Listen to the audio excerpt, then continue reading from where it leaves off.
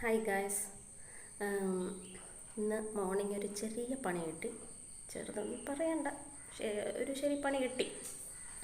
അതായത് ഇന്ന് റീചാർജ് ചെയ്യാൻ പോയതാണ്. ഫോൺ പേയിൽ എയർടെൽ സിമ്മിലോട്ടൊരു റീചാർജ് ചെയ്യാൻ പോയതാണ്. അപ്പം 350 രൂപയുടെ എങ്ങാണ്ട് റീചാർജ് ചെയ്യാൻ പോയതാണ്. 500 രൂപ കട്ട് ചെയ്തു GST ആയിട്ട്. ഓഗസ്റ്റ് മന്ത് മുതൽ പുതിയ നിയമങ്ങൾ ഇറക്കിയേക്കുക.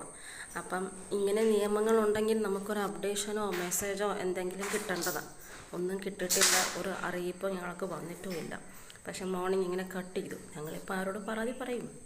അപ്പം എനിക്ക് കിട്ടിയ മാതിരി ഞാൻ വെറുതെ ഇരിക്കുമല്ല, കിട്ടാണ്ടിരിക്കാൻ വേണ്ടി നിങ്ങൾക്കും ഞാനിത് ഷെയർ ചെയ്യുകയാണ്.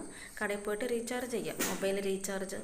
എനിക്ക് ഐ തിങ്ക് എനിക്ക് തന്നെ ഓൺലൈൻ റീചാർജ്, ഓൺലൈൻ പരിപാടികളൊക്കെ ഒന്ന് ചെയ്യുമ്പോൾ സൂക്ഷിക്കണം.